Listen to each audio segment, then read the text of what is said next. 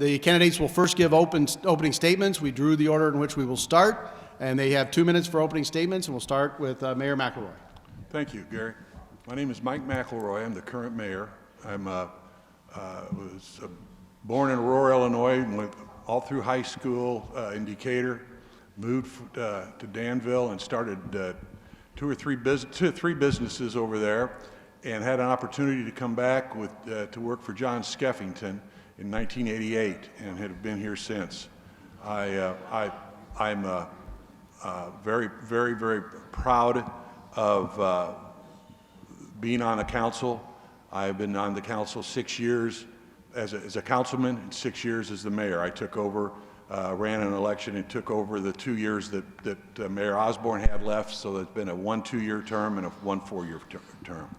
I see great things for and believe Decatur is in for the best times that we've had. I think that there are things that are being done in this community that have been needed for a long time, and there are innovative and new things in this community, such as the intermodal, that are coming that are going to make a big difference in what happens to all of us as citizens of Decatur. It's an exciting time, and I think that all of us are going to see the better days. Hopefully, the employment will go up. We certainly need to have that happen. I went through the MacArthur today. Not very many communities can say, no communities in the state of Illinois can say, that we've got 2 new high schools in our community. We can say that in Decatur, so thank you. Thank you. Bishop Livingston. Thank you, Gary, for hosting this event. Decatur, you know, is a wonderful place and has some wonderful people. It's a great place to live, and it's a wonderful place to work. We have a rich history and some incredible resources, but we also have a lot of work to do. We have the highest jobless rate in the state of Illinois. In the last 6 years, we've lost 3,000 jobs. In the last 6 years, we've lost 3,000 people from our community. Every day, 21,000 people work here but don't live here. And 1 in 4 of our residents live at or below the poverty level. Many segments of our population actually feel underrepresented. We cannot afford 4 more years of the same, because the same is not working for everybody. For the past 20 years, I've been involved in this community in the trenches, not just at meetings, but actually doing work and helping people. Now I'd like to have the opportunity to help our city succeed. We must come off the bottom. We must do better. We must turn around our downward trending population, where we're losing people on a daily basis. There are 3 things that are critical, I believe, right now. 1 is education. We must work with education and business. We must get our students properly prepared. We must work with people who have been out of the workforce for 10 or 15 years to get them properly prepped for taking tests. We must, secondly, work on economic empowerment. We've got to do more to help people connect with the jobs that are available. And then finally, we need to do better with engagement. There are too many 25 to 45-year-olds or other segments of our population that feel disconnected. I want to help our city move forward faster, and I believe it's time for us to shift from good to great. Thank you. Councilman McDaniel. Good evening. My name is Pat McDaniel. I'm running for mayor because I want to bring to the position of mayor responsible leadership with a good dose of common sense as the community makes plans to continue to move Decatur forward, and for those citizens who presently call our community home, and for those citizens who will call Decatur home in the future. I was born, raised, and educated in Decatur, returned to my hometown as a Vietnam War veteran because I wanted to be part of Decatur's future and work with the other returning veterans and community citizens in keeping our community advancing. I bring to the position of mayor not only my 4 years as a council member who has joined with 6 other council members in voting for legislation, policies, and city projects that have helped make a difference the last 4 years in moving the community forward. Major improvements or actions have taken place or are planned in our city's basic infrastructure, continuing to fund basic city services, creating pro-growth policies to help retain existing industries, and make the community look more attractive to potential new retail companies and industry that might want to make Decatur their new home. I have kept one eye on the community's big picture planning for the future while keeping my feet firmly on the ground to address the direct quality of life issues that affect us all in our daily lives. Not one person on the present council can take credit for all the progress that has been made over the last 4 years in our community. That credit goes to all the council members and city staff, and especially the citizens of the community, because they've had to pay for that progress that has been made. That is the bottom line. It is always first in my mind that the community residents will have to pay for the city improvement projects, and we have to make sure the right plans for the right projects are being made, as well as making sure those plans are practical and functional for the city funds being used. I bring to the position of mayor 4 intense years as a city councilman. I have never missed a council meeting. Mr. McDaniel, your time's up. Sorry. Thank you. Mr. Chapman. Good evening. My name is Dustin Chapman. I attended Decatur Christian High School up until my junior year. At that point, I transferred to Cerro Gordo, where I graduated. Immediately after graduation, I moved to Fort Lauderdale, Florida, where I went to college. I was in Florida for about 2 years. At that point, I moved to Chicago, lived in Chicago for probably around 6 months to 9 months area, at which point I moved back to Decatur. After graduation, I always knew I wanted to go out, go to school, and check out other places, but I never had any doubt in my mind that I would be coming back to Decatur. Decatur's my home. It's where all my friends are. I want to see Decatur succeed. There are many great things happening in Decatur right now with the potential of job creation with the Midwest Inland Port and intermodal. We have to utilize it. We have to bring jobs to the city. There's many, many issues that are facing the city right now. Jobs will fix most of them. As mayor and part of the city council, you have to be out there selling cities on what our city can offer. That is, I believe that at this point is the #1 issue that we're facing. Thank you. So the first question is, if elected, what would be your top priority and why?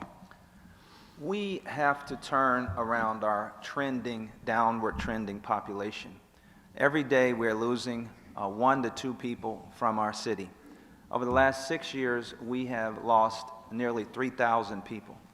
And the challenge is and will be that we will continue having a rising budget because of inflation and new challenges with less people.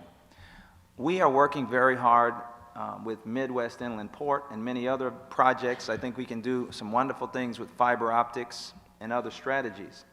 But if we continue trying to grow our city by not specifically growing our residency in the city of Decatur, then we will grow the greater Decatur area and we will grow Macon County, but not the city of Decatur.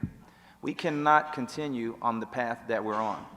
There was a day that we had nearly 100,000 people in our city, and now we're down to the mid-70s, and again, trending down, and the forecast by the U.S. Census Bureau is it will continue trending down for the next many years. We have to work with realtors, business, and education to bridge gaps and motivate people who are here to stay here, people that work here to live here, and then people from outside of our community to come here. Unless we deal with this downward trend in population, we will have an escalating challenge that we can't get a handle on. I want to take advantage of the tremendous success that we've had over the last few years, the legacy that has been built, and continue that, but I want to do it by shifting us from good to great and dramatically changing our trajectory so that we can work together for greater things. Thank you. Councilman McDaniel?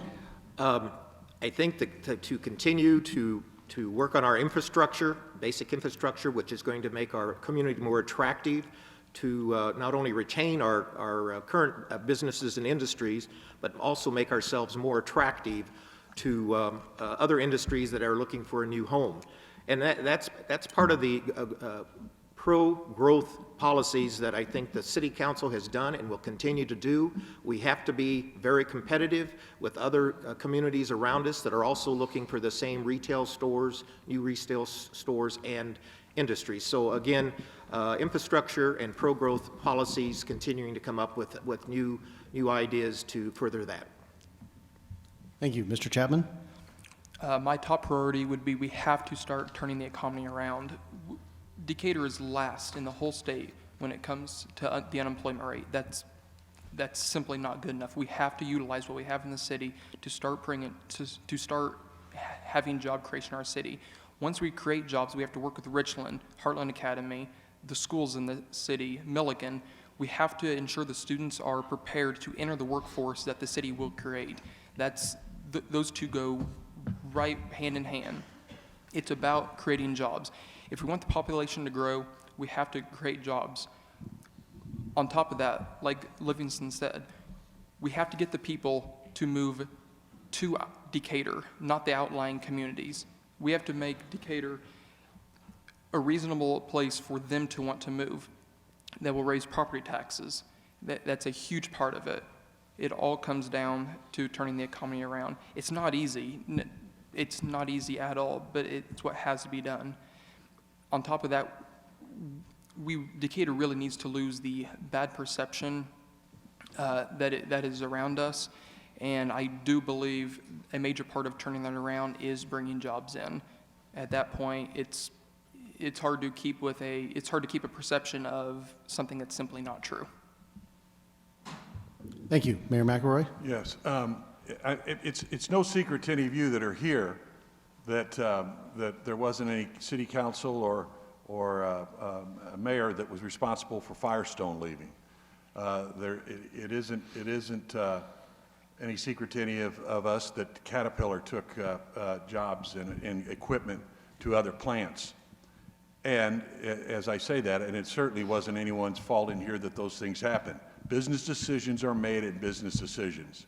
In order to see what we've had the last 4 years, unfortunately, we had some really bad years for the 15 to 20 before. It takes time to come in and get all these things, and I understand, I appreciate the fact that we all realize how good it was at one time, and it was great. I mean, I still love the town, but I mean, it was a great town. It is going to take time to come back with that. And with that, the neighborhoods, you have to get the neighborhoods straightened up as best you can. I think that we are trying to do that. And when I say we, I'm not talking me, I'm talking about the council.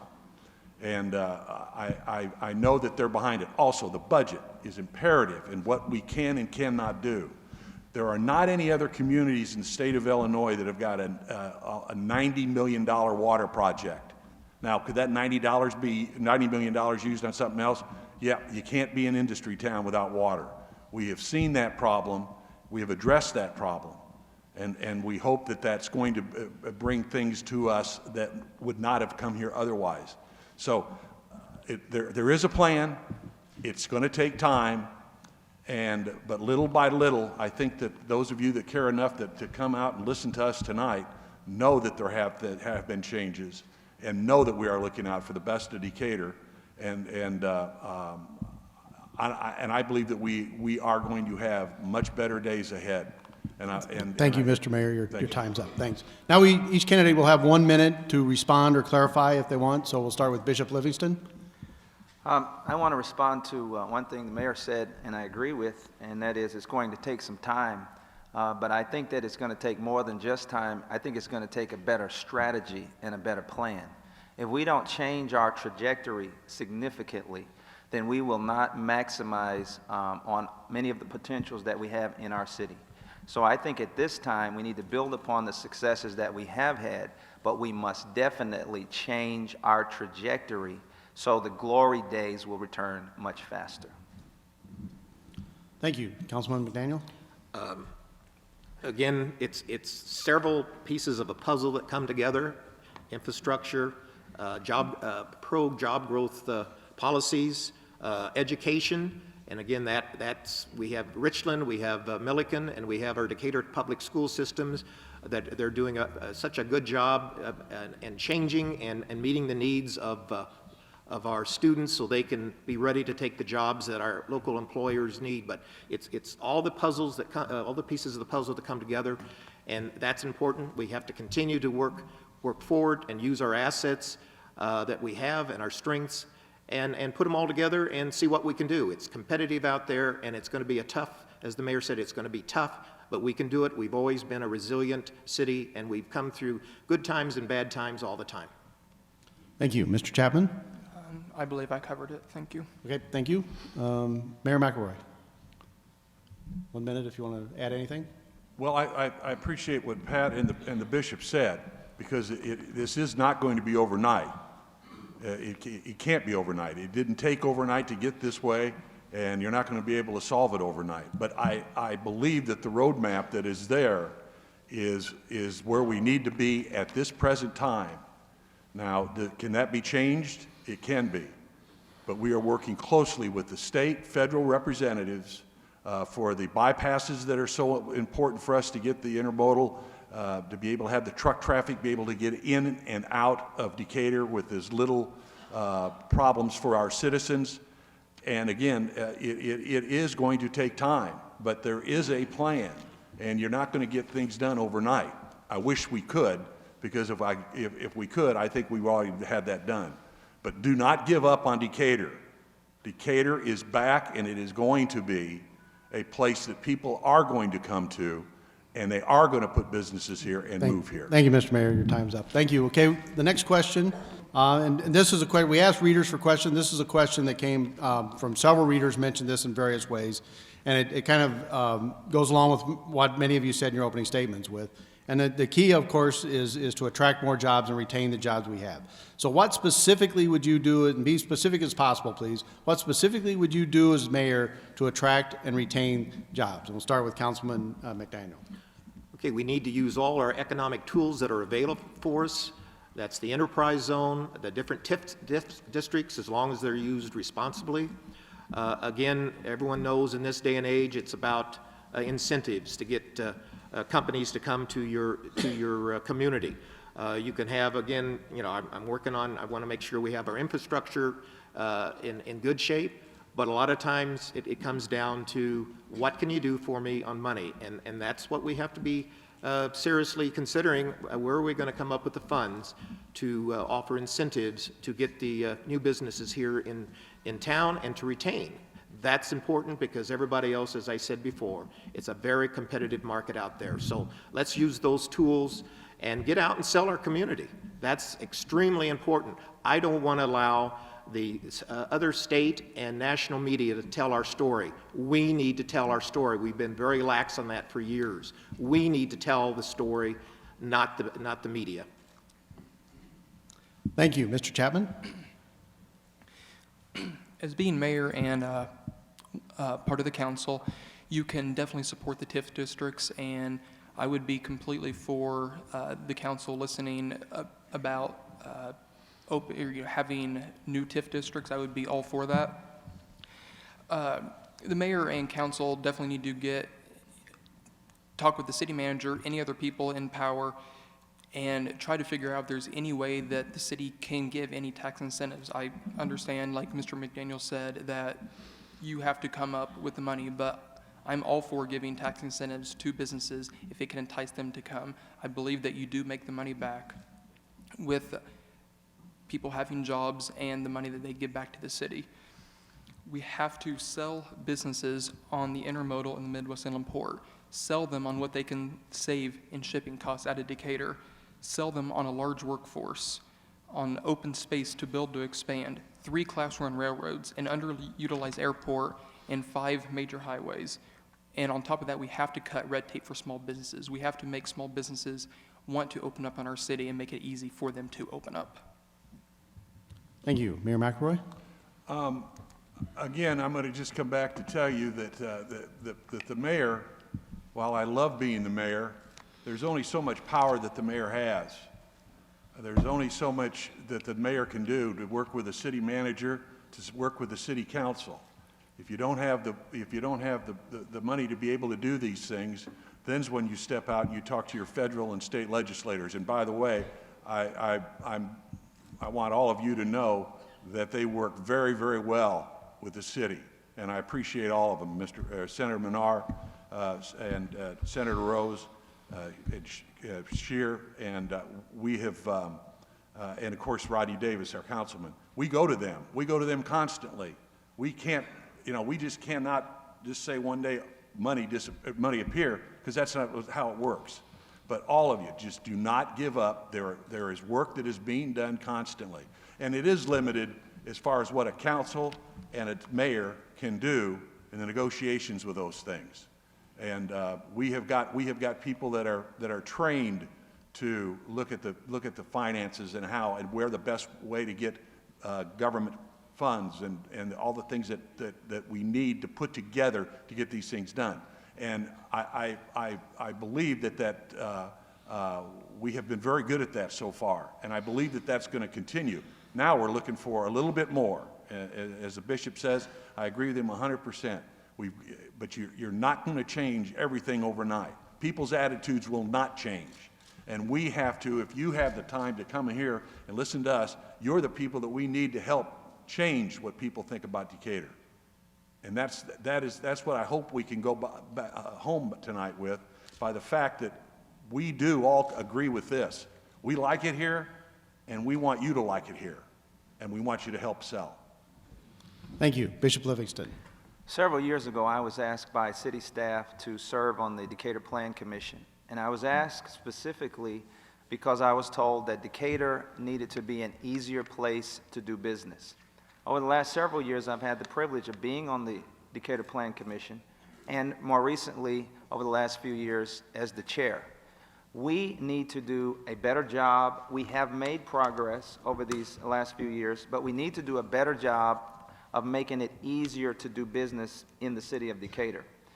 We have to minimize unnecessary hurdles for developers and for construction and for advancement. I believe that the mayor is the ambassador of goodwill.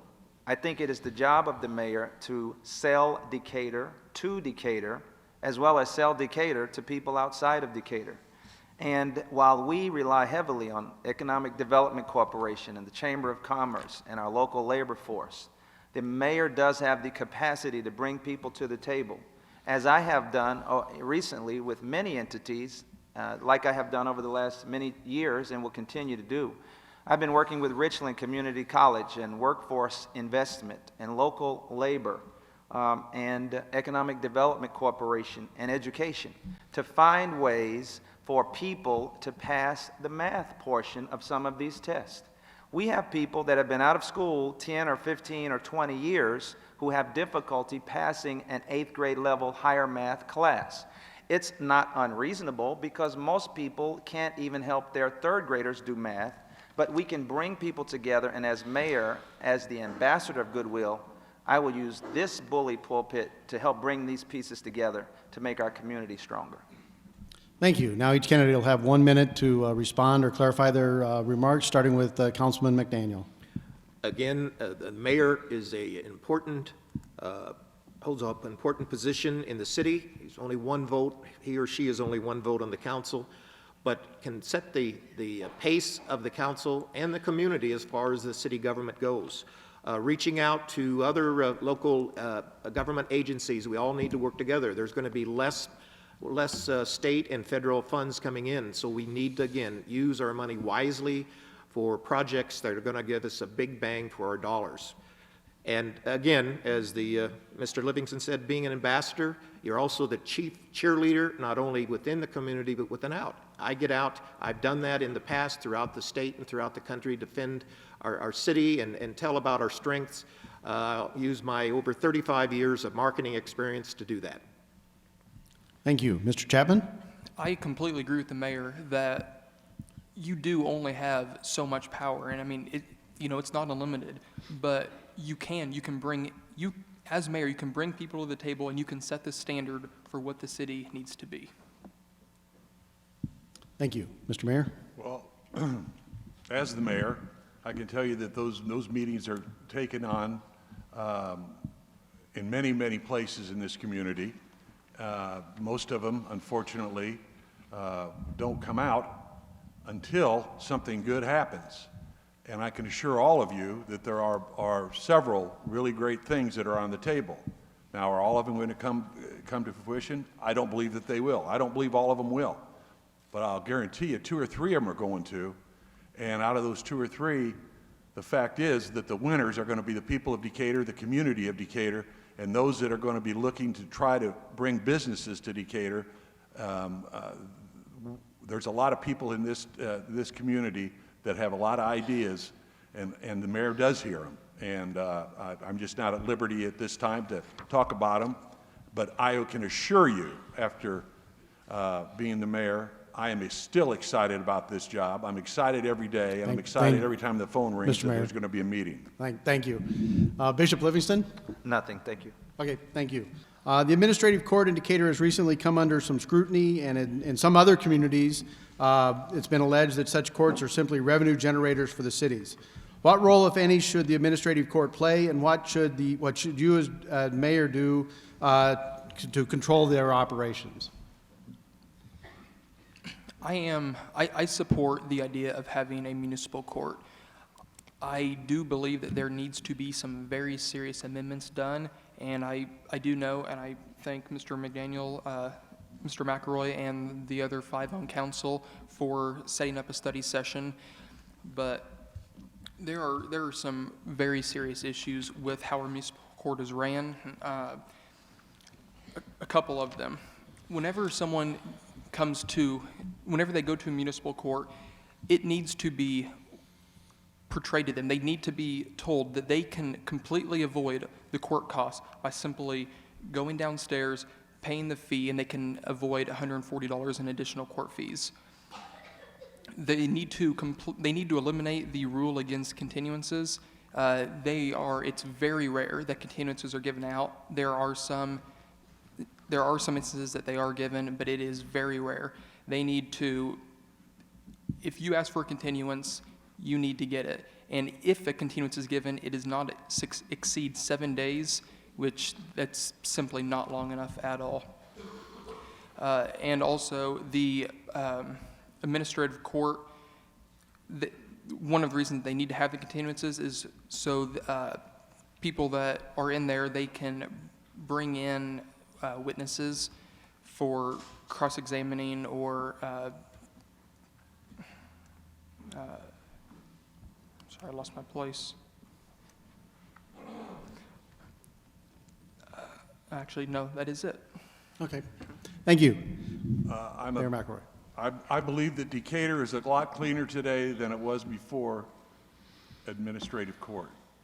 I believe that administrative court, while I had a couple of discussions last week with some people that people have had issues, I would implore them to get with the legal department, discuss those issues, to see what can be worked out, what's right, what's wrong. I don't know that there's not continuances. That I have not heard before, but I've heard the cost and different things that complaints that I'm sure the other council people have heard. I believe that the most important part of this is that the town looks better than it did, and it is cleaner, and people have to understand. If you have a neighbor who does not take care of their property, you understand what the importance is that when the city decided to go into the administrative courts to start cleaning it up. Is it perfect? Nowhere close. But let me assure you that that it is better than it was before, and 6 months from now, it's going to be better than it is now.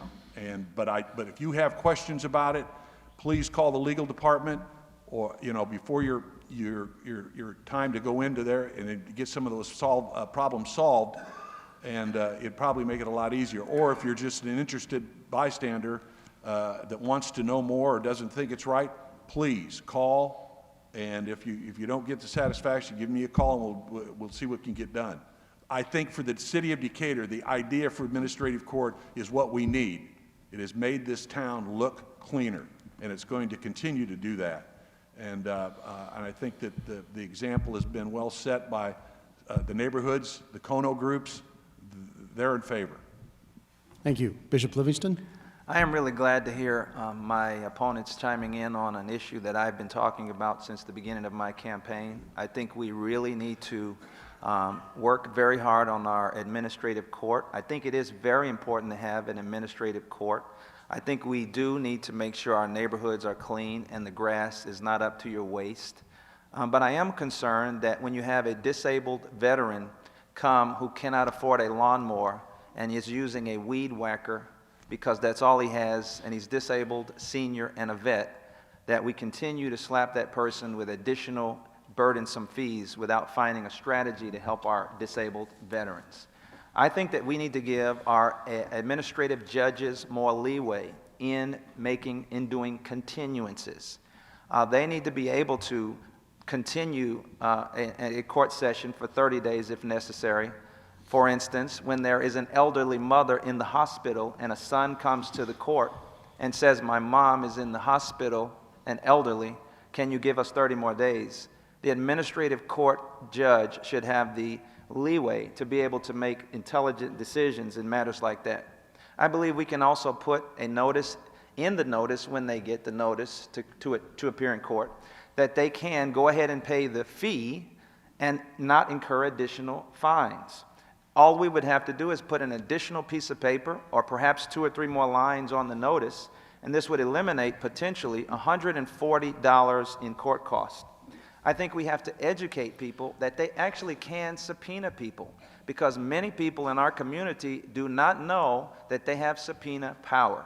So I think educating people on their rights, motivating people to utilize the system, and keeping our community clean is important. Thank you. Councilman McDaniel. I've been the only council person that has been on the front line and on asking for a study session on the administrative court. I asked back in January 20th for one. The only other council person that seconded my motion was Councilman Dawson. I again asked for it about 4 or 5 weeks later and stated I would not be put off. I sit through many of the sessions of the administrative court. It's supposed to be about compliance. When I was as a council person, I did approve the administrative court. But we need to review. We have so many study sessions on sometimes minor things. This is a major program that affects our community, and that's why I would like to have a study session. No other council person has stepped forward since then.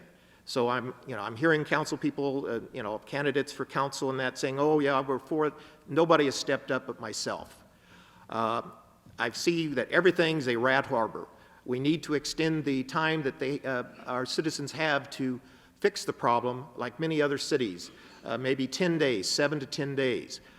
And during the study session, I want to make sure that landlords and citizens in our community come with some constructive ideas how we can improve the administrative court. Again, I'm the only one that has asked for administrative court study session, and I hope everybody else in the council in the next few weeks will step forward and say, yes, we want to do one.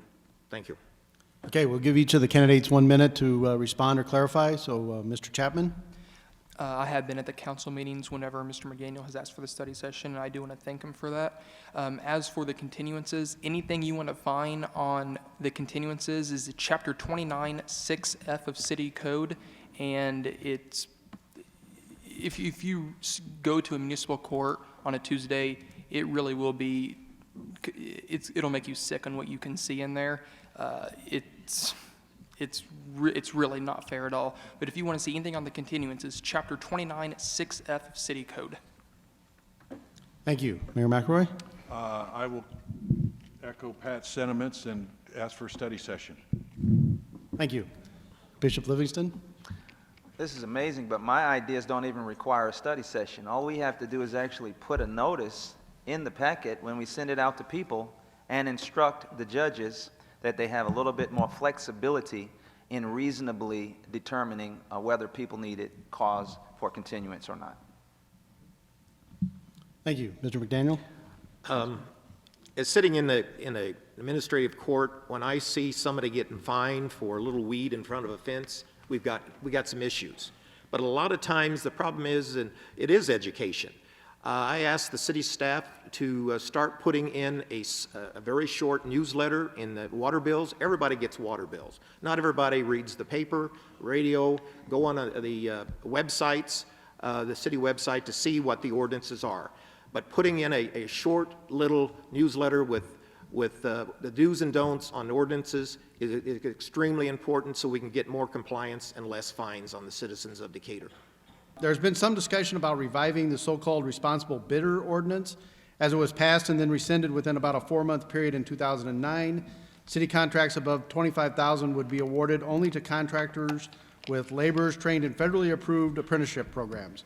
What is your philosophy on adding any requirements or restrictions to those companies bidding on public projects? The only issue that I have on responsible bidder is the fact that they have to be trained by the union.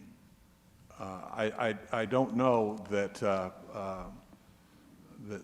that's, you know, that's something that should be done, and it seems to me that we've gone this distance without the responsible bidder, and we've got plenty of work that has been done by and the unions. It just seems to be one step that I just don't see that's necessary, and I think that the history that I have that I don't know that a lot of people know is that I've had Teamster cards in Vermilion County and in Macon County, and laborers cards in both those also. So that's my issue. It's a step that I just don't think needs to be taken care of. Thank you. Bishop Livingston? I think that we must do everything in our power to work with companies and entities that are reinvesting in our communities. I think that we must do everything in our power to afford opportunities for companies that are developing apprenticeships and training programs, companies that can be bonded properly, and to make sure we work with companies that can get the job done. I did a recent job at our school, $250,000 to replace our roof, and in that particular job, I put a clause in it, a penalty clause. If they could not finish the job by a particular time, then they would actually owe us money. So I think it is a good thing to work with companies that can be properly bonded and contribute back to our community. I think that we have to continue working with all of our community. Recently, we had an amendment to Chapter 28, and the City Council approved it recently, that enabled minorities to have greater involvement and greater input. Currently, then, at least the goal would be 10% of those contracts to go to minorities, and maybe up to 18% of the hours. So I think that by using these and many other strategies, we can actually help our economy grow without putting the burden or the blame on local labor for all the problems that are created in our city. Thank you. Councilman McDaniel? As a mayor or a council person, you have to think of the whole community. And I think the responsible bidder ordinance kind of restricts the number of different companies within the community that can bid on projects. And that's why I've been opposed to responsible bidder ordinance. If somebody can come up with a new responsible bidder ordinance, how it's written, that will not eliminate the majority of the companies that are, let's say, responsible, that are able to do the job in the first place. We do have a screening program on bids. If they don't meet and comply with the different factors involved in the bid, they cannot bid. But by a responsible bidder ordinance does restrict the number of companies that can step forward, and they have employees too. You know, that's the key of any mayor or council person, is to make sure that everybody that can work can get a job. And we have so many other companies out there besides union companies, and they deserve to have a piece of the pie, and I think the responsible bidder ordinance really restricts that. Thank you. Mr. Chapman? I agree that everybody does need a piece of the pie. I just want to make sure that in doing that, that the company that would be getting hired can do the job correctly, absolutely no questions asked. For me, even if it's a little bit more money, I want a company that can go in, do the job, know what they're doing, and you are going to have no worries at all that it's going to get done correctly. This is also a question that was asked by a reader. There are several hundred abandoned properties in the city which are a drain on city resources and also do not contribute to property tax revenues. What would be your plan for addressing this issue? This is an issue that I've been talking about extensively over the last several months, but it's also an issue I've been intimately involved in over the last several years. As president of DCDF, which is part of the city, we have participated in both tearing down dilapidated houses, but also working with homeowners and landlords in improving houses that were salvageable. I think that we should look at more creative approaches than just using our $1.2 million community development block grant money and our $300,000 of home funds to tear down houses. Dilapidated houses must come down because they ruin the community and they bring the values down. However, I believe that there is a portion of those houses that are in a position they can be rehabbed. And I am willing and have actually been working with local labor, with entities like the Urban League, with Homework Hangout, we've talked to them, with Habitat for Humanity, and bringing people together and saying, is there a number of those houses out of the 120 or so that we currently have on the books that we could rehab instead of spending $20,000 to tear a house down and creating a lot that no one wants to cut that's worth $500?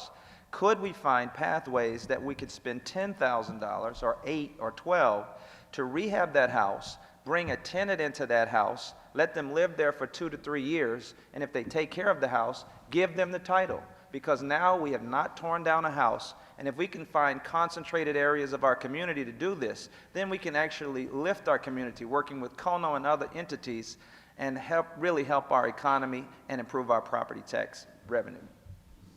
Thank you. Councilman McDaniel.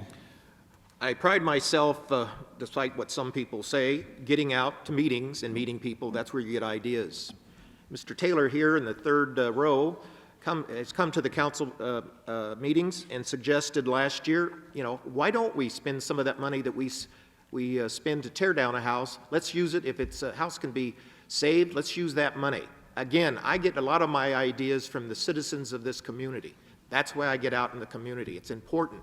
We want to keep as many houses on our property rolls. That's important to the city finances, the school district finances, all local governments. That's important.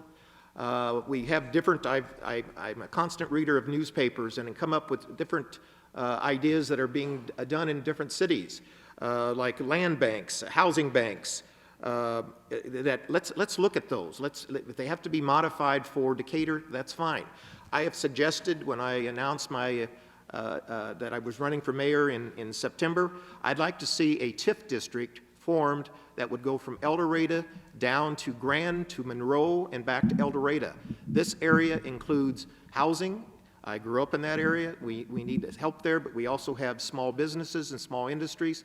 Let's use the TIF district for what it was originally designed for, working in a blighted area. Let's see what we can do in that area to help businesses, bring businesses in, help the homes.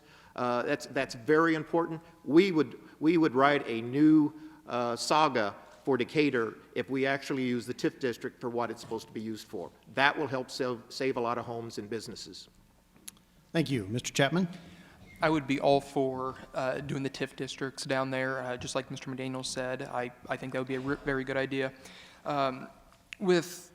With the ideas of fixing up houses like Mr. Livingston said, I think that's definitely a good idea too. Now, I believe it's about $17,000 to tear down a dilapidated house. Many of the houses are going to have to be torn down. Yes, some can definitely be fixed up, but as for doing sales for a construction company, $17,000 is not going to go very far whenever it comes to fixing up a house. It's simply not going to. Some will fall under that category, but the majority of them, I just don't see how they would get fixed for under that amount of money. You obviously do want to keep as many houses in the city as possible because, if we're able to get people moving back to our city and living in the houses, that's how the city makes the most of the money, is on the property taxes. But there's no doubt about it, many of the houses, unfortunately, are going to have to be torn down in the city. Thank you. Mayor McElroy? Yes, I think some of these ideas that have been brought up here are very good ones. I can tell you that when we talk about the meetings that the mayors do go to, I have been to at least 3 different people that we have talked and tried to get them to take the houses that the least amount of dollars to refurb, to use those as rentals or to You know, if they want to fix them up and then try to sell them, whatever, you know, that we would just turn it over. It is a problem, and it's one that my three opponents all understand, and it's a bad problem. It has gotten better, but we went for years not tearing any houses down. There was a lawsuit because someone tore a house down in Naperville of Illinois, of all places, and they didn't have the permission to do it. So we went in an area where we just didn't do anything for many years, and that was the wrong thing to do. We got way behind. But we really want the ability to talk to people that want to look at these houses. If they want to refurb them, you know, we can work out different things to have that house. We don't want to tear them down if they can be saved. But you've got them in these neighborhoods. They're sitting. It's not fair to the neighbors that are in those neighborhoods because those houses have been there for a long time. But I do applaud that. I would certainly say that all of us up here agree that it is an issue. As they come down, property values do go up some. There's no question that brings our property values down having those. And just one real quick one. Centennial Junior High and Woodrow Wilson are going to cost about $2 million, somewhere between 1.7 to tear down. And those are unfortunately Thanks, the Mr. responsibility Mayor. of the city. Time's up. Thank you. Give each of the candidates 1 minute to clarify or add anything, starting with Bishop Livingston. We must tear down bad houses that are beyond repair. The number is closer to 20 on the high side, and in fact, it could even be as high as 25,000. But we can work with many entities. I've done it. I'm doing it now. I will continue to do it. Bring together people to the table in some of the trades and labor. They can do it with their apprentices. There are creative ideas that we can bring to the table to assist. Beyond that, there is no doubt we have a humongous issue. We have to bring down houses that are unsafe. We do need to improve our communities, but we need new leadership to take us in that direction so that we can try things that we've never tried before to have a different outcome. Thank you. Councilman McDaniel. Well, again, I think, again, as Mr. Livingston said, reaching out and working with local organizations, but the key is, like NRAPS has had programs for years where they would buy up houses and fix them up. They had problems. They were running short on money, and that. So if we're going to put city, federal, state money into it, there has to be accountability. Some of our programs that Mr. Livingston's talking about have had overruns, and serious overruns. So we have to make sure there's compliance and good financial control over what is being done. Thank you. Mr. Chapman. I'm fine. Thank you. Mayor McElroy. I would just echo Pat's remarks. It's very, very expensive. It's an expensive thing for all of us as taxpayers. And it's not quite just in black and white just to get somebody to say that they're going to come in and invest in that, because as I said, we have been trying to do that over the years on many occasions.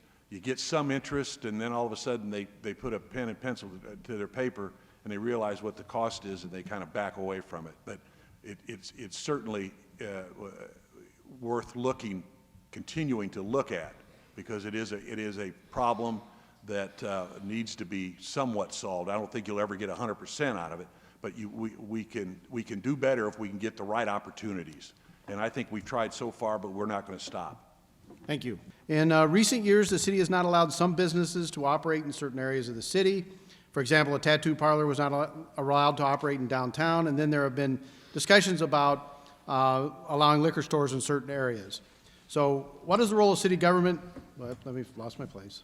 What governmental functions, if any, should where am I? There we are.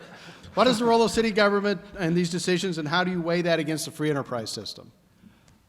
Well, again, we're a home rule community, Decatur is, so the city council has some advantages in passing ordinances for zoning. A matter of fact, with the use of marijuana and the growing, we rezoned, we made sure it was out into the light industrial, heavy industrial area. I think the city has an obligation to do that. As far as with liquor stores and that, Councilman Dawson, who is our liquor commissioner, and all of us have talked about reducing the number of liquor license in the community, which I support, but we cannot go and restrict liquor stores in certain parts of the city. That's unconstitutional and a restraint of trade. I have suggested to Councilman Dawson that we try look at a possible going to 4 different zones, liquor zones within the community. The restaurants or bars or whatever A, B, C, or D license would be grandfathered in, but as they close, we would reduce the number of liquor licenses in each zone. That way we could restrict, legally, we could restrict the number of liquor licenses that are out in different communities, sections of the community. But again, the City Council has the right to do zoning within legal limits, and we should take advantage to do that as much as possible, where it makes sense and where it's legal to do. Thank you. Mr. Chapman? I really don't believe that the city should be telling businesses where they can and cannot open. Whenever it comes to allowing businesses to open, I'm the less government type of person. We should be inviting and helping out new businesses to open any way we can, especially not hindering them. If they want to open, we need to do what's possible to try to help them. Like I said earlier, Decatur is last in the whole state when it comes to unemployment rates. I would say something probably needs to change.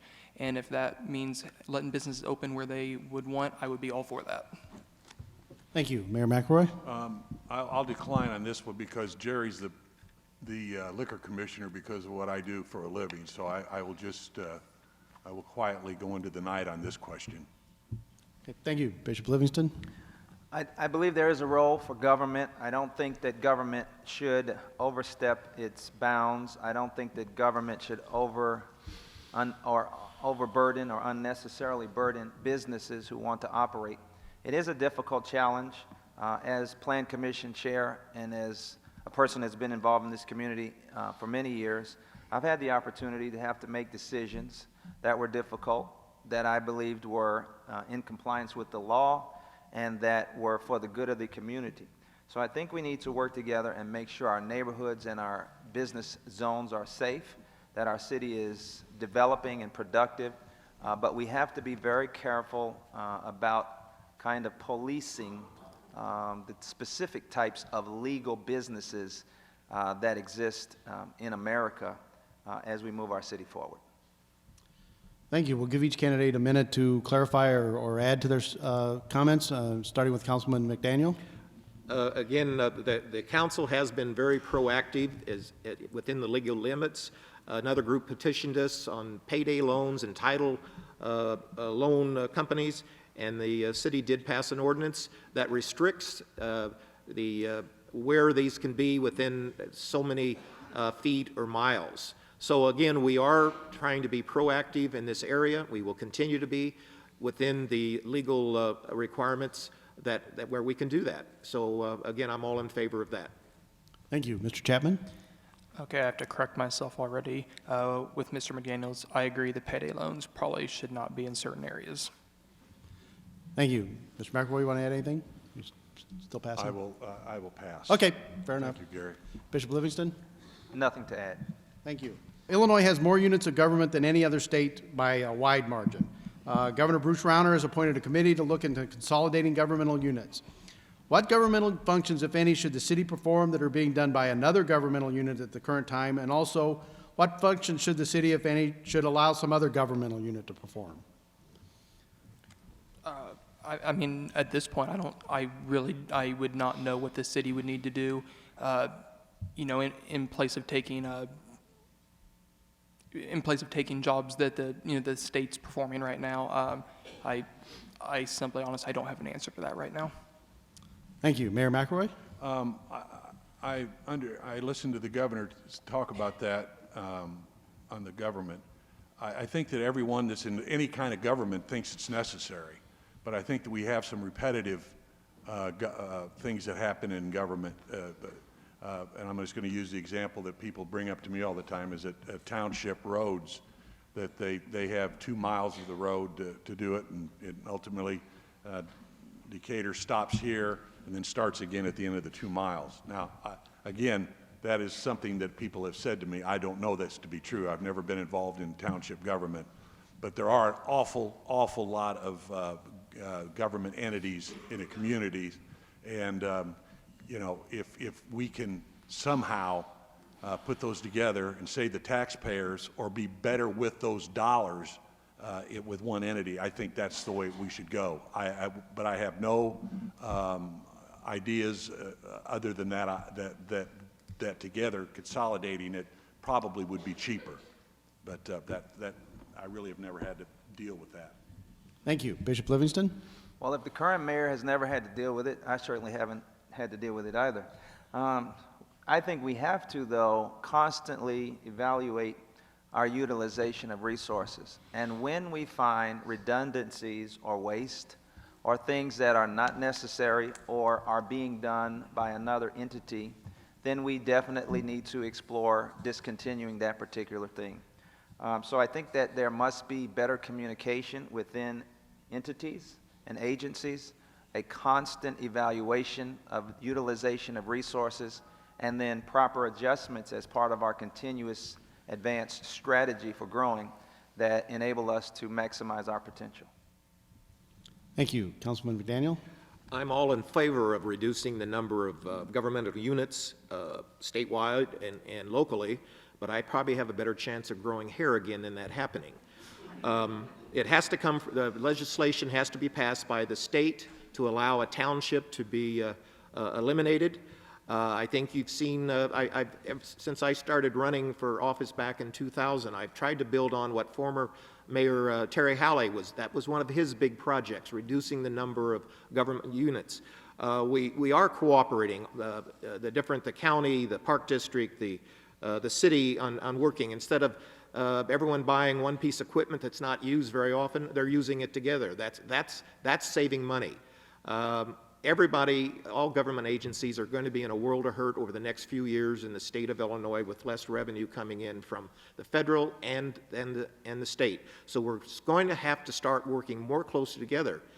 But God, I love Decatur, but like any other communities, everybody will work together to one point. Uh-oh, you're over on my line.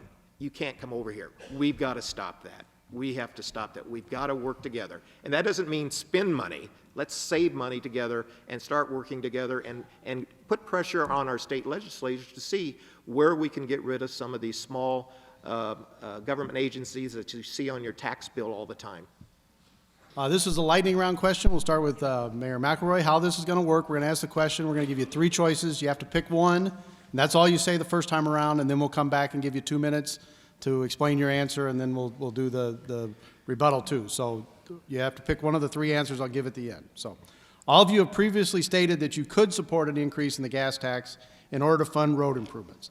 So what level of gas tax would you be most comfortable with? 3 cents per gallon, 5 cents per gallon, or 7 cents per gallon?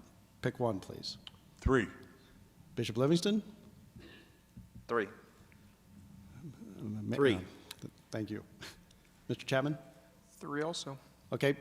Mr. McElroy, you have 2 minutes to, Mayor McElroy, you have 2 minutes to expound on your answer. Well, it's no secret that we have not taken care of the roads the way we should. It's not by the fact that anybody didn't do their job, that we didn't have the money.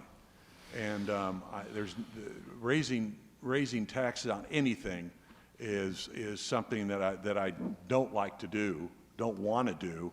But in all fairness, I think all of us that have what the city's part of the bridges and the roads and different things have not been maintained the way they should. We've just never been able to put the cash together enough to get it done. I would also say that with doing that, we've got to make sure that the worst is done first, and somewhat save your tires and your shock absorbers, because it is bad in many places. There's nobody on here that wants to do that, but we have to do it because it's been let go too long. Thank you. Bishop Livingston? Over the last few months, I've been talking a lot about motor fuel tax. I, like most citizens in the city of Decatur or anywhere around the country, do not want to see an increase of any tax. However, there are too many people that are hitting potholes, that are damaging their cars, and costing an exorbitant amount of money. I have advocated over the last several few months for a potential 3 to 4 cent tax increase. But my suggestion is that we look at a termination date or an expiration date so that we could look, is it possible that we could do this on a short term, that we could revisit as necessary? And I think with gas prices the way they are now, most people would be in favor of a minimal increase. But again, I think we should not necessarily make it permanent. I think we perhaps should revisit it as we go along. And I definitely believe that we should prioritize so that those that cause the most harm are addressed first. Thank you. Councilman McDaniel? The City's Council has explored different study sessions on coming up with revenue to fix our roads. It's the age-old problem. We've allowed our politicians throughout the country to spend money on Taj Mahals and not on our basic infrastructure. Now we have to pay the piper. I have been for targeted increase in fees and taxes only for critical elements like, you know, fixing our water, aging water structure and for the dredging. I will support a tax on gasoline because we need it, but I want to make sure there's several assurances. Number one, there will be a separate line in the budget. It will be separate when that money comes in. Two, there should be a clause in that ordinance that will not allow the city staff and the council to move that money over into departmental grant funds that can be used for other things like the state is doing now with almost $300 million with our motor fuel tax dollars. Three, everybody has to share the burden. And it's not just the drivers, but anybody that has a company that has fleet trucks on the road, they're going to have to help too. Garbage trucks, Ameren, everyone has to share the burden. City staff is looking at different ways where we can maybe have, if some of the fleet managing companies are using gas at their stations and they pump, we'll make sure that they help pay. For those that are outside of the community, like some garbage haulers, and I'll talk about that later. Thank you. Mr. Chapman? It really is unfortunate that I would say we will be having another gas tax. But with the decreasing population that the city's seen, we're going to get less from the state. That's how the state divvies up how much money that you get for the roads is by population. So as long as our population keeps going down, we're going to continue getting less money for the roads. At some point, a decision has been made to end the deterioration that our roads are in, and that time has come. I agree with Mr. McDaniels that the money should only be spent on roads, absolutely no exceptions to that.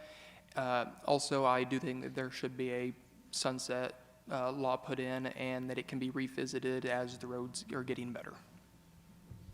Thank you. We'll give each candidate 1 minute to clarify or add to their responses. Mayor McElroy? I'm okay, Gary. Thank you. Bishop Livingston? I'm fine, thank you. Thank you. Mr. McDaniel? I'll finish what I was saying. We'd go with a gas sticker that companies that have their fleets within Decatur, but they get their gas outside outside the borders, would have to pay for a yearly gas sticker showing that they've paid so much each year. Again, the burden has to be spread. And I have brought up when we've had discussions since last year on this going to a gas tax, I am in favor of a sunset law if we have a tax. We have to go probably about 10 years to be able to get bonding, but at that time it should be stopped, and then another council will have to approve for it to continue to go. Thank you. Mr. Chapman? I'm good. Thank you. This will be our last question. It's also a lightning round question. We'll start with Bishop Livingston. It's a yes or no answer, so one of those two, and then we'll come back. Do you favor city funds being used for improvements to the lakefront when the property is not directly owned by the city? Yes. Councilman McDaniel? No. Yes. Mayor McElroy? Could you just read that one more time? Sure. Do you favor city funds being used for improvements to the lakefront when the property is not directly owned by the city? For the lakefront project? Yeah, yes, Yes. yes. Okay. Yeah, yes. Bishop Livingston, you have 2 minutes if you want to expound on your answer. Well, a good example is the City Council recently approved a $250,000 improvement in front of the beach house. I think the lakefront and the lake, our lake is one of our greatest resources. I envision a day that we could have a boardwalk down by our lake, additional restaurants, perhaps even shops. I look forward to the day that we would have an indoor water park like Kalahari in Wisconsin Dells or many other places around the country that could have year-round potential as well as in the spring and summer. I am for having some potential housing, low-rise housing, townhouses or so forth in Chandler Park. But I do think that since the park is in the city and the park can attract additional people to the city, which means additional revenue to the city, which could potentially mean additional residents to the city, that minimal, wise, intelligent investments could have a great return on investment. Thank you. Councilman McDaniel? I voted for, was it 2 years ago, the overlay plan for the Park District. The city has to approve that. I think the Park District has a vision, and I'm for that. Again, I was born and raised in Decatur. My family had a boat, went back in the 50s out there. The lakefront has gone through many, many revisions. One of the problems is that the surrounding area, the property around the lake is privately owned, so it's not like over in Shelbyville. I voted to increase the water rates reluctantly, like most of the council people, because we needed the revenue to do the dredging and to improve our aging water system. I'm not going to take that money and use it for projects at the Park District, especially it's not on our property. If there was some housing built, yeah, we normally would maybe put the water pipes up to where the development goes. I'm all for that. What they did with the using our money to fix the beach house. Originally it was supposed to be going towards the deck. Well, then they used some legalese and said it's public access. We don't own that building. Putting ramps up to the beach house is not public access that we're responsible. That would be the Park District. Let's use our money wisely, that we're putting a burden on our community. Let's use it wisely. That's important. And again, I didn't increase the water rates to be used for other things. If we come up with some other money, fine. But right now, we have too many needs in this community to fix the roads and the systems so people can get to the lake to enjoy it. Thank you. Mr. Chapman? I know the Park District, they do have great ideas about what they would like to see with the lakefront development, and I completely back them with it. The lake is one of our greatest assets in the city, and I really think that we need to start utilizing it. As for how much it is utilized, such as with what Mr. Livingston was saying about water parks and all that, I'd love to see that.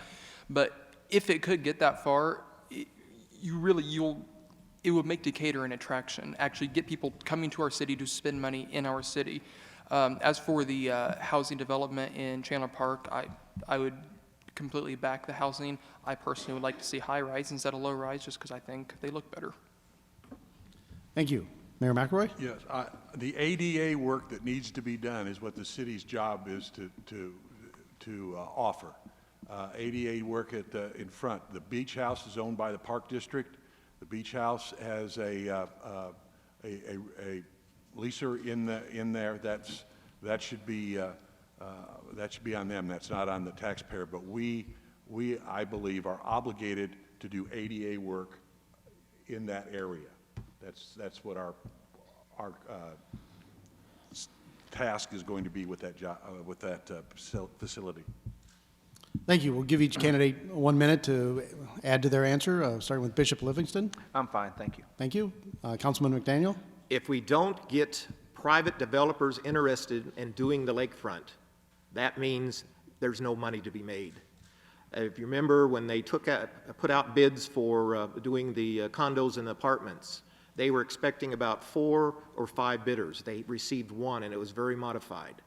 Again, government should not step in and spend limited funds unless there's an opportunity to make money. And if private developers are not stepping up, there's a problem.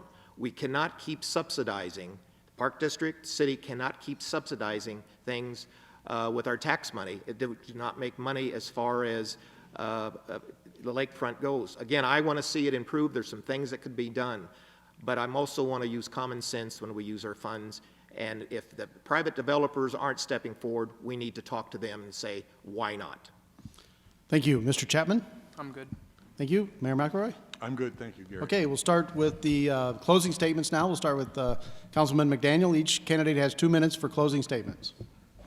Okay, once again, I bring to the position of mayor over 35 years in management with national, regional, and local industries.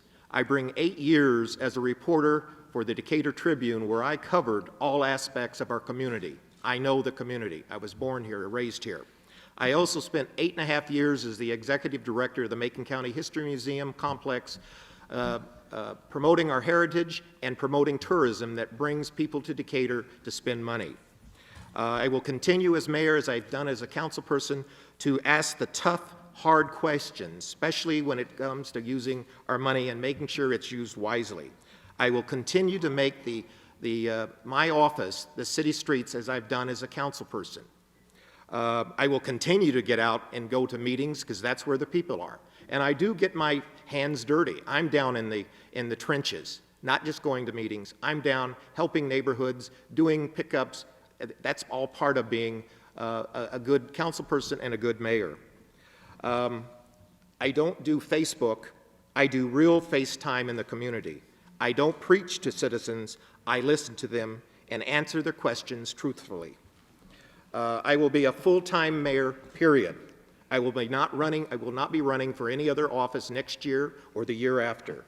I will be what is called a full-time promoter and cheerleader for the community, a practical guy for a hard-working community. And again, as I stated once before, I want to tell our story out into the state and the country and not let the national and regional newspapers tell our story. I serve my country, and now I want to serve the community as the mayor to help move it forward. Thank you. Thank you. Mr. Chapman? Well, I do Facebook, and I believe I also do FaceTime. I want everybody to know how driven I am about this. I'm not stuck in Decatur. I have chosen to come back to Decatur. I want to see Decatur thrive. I'm ready to put the energy in, or I'm ready to have the energy to put in the work so we can actually truly turn our city around. I don't believe that we can continue on the current path with how low the employment rate is. We have to have growth and we have to have population increase. And I just ask your vote on April 7th. Thank you. Mayor McElroy? I have enjoyed immensely my years as mayor.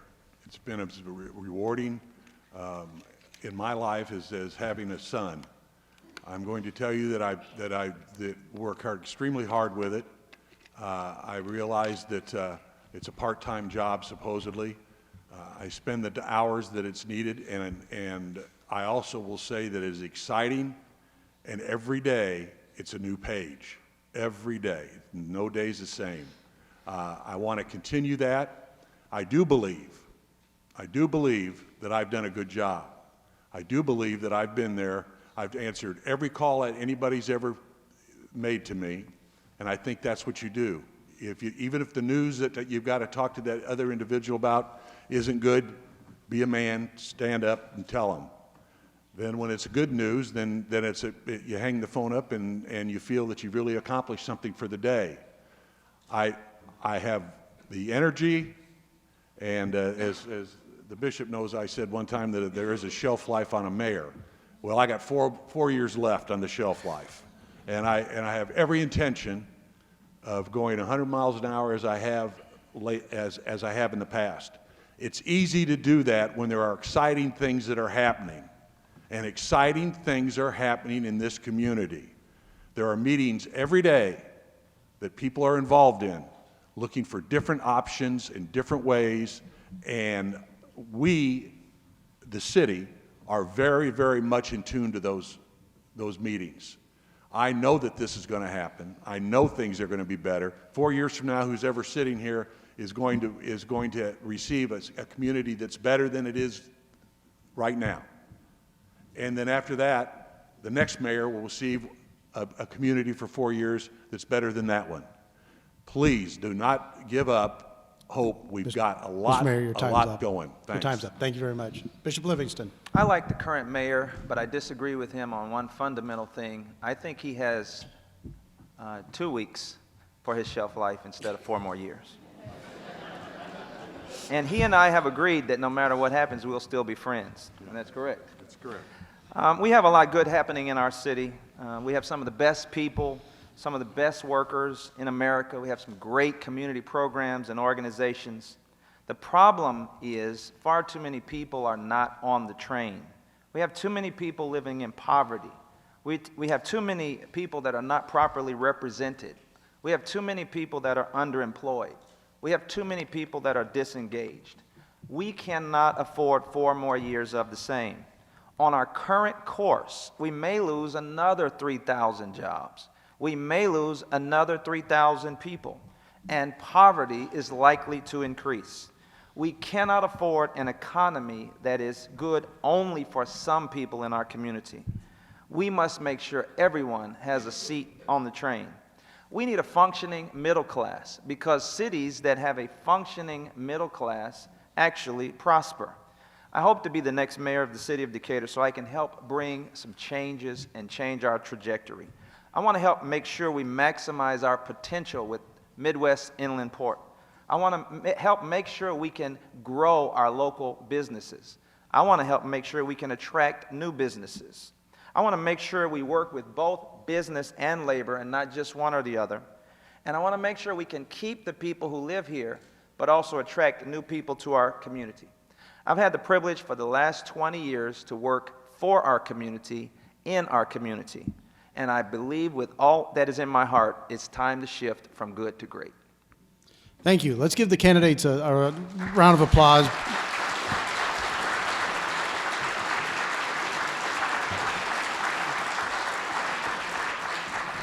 We not only appreciate them being here tonight, but we appreciate the commitment they've made to the community. We also want to thank you, the audience, for being very courteous tonight. Thanks to Talk 101 for broadcasting this live. Remember, you can read all about this in the Herald and Review tomorrow or look at it on our website. So thank you very much for attending, and remember to vote April 7th. Thank you, and have a pleasant evening.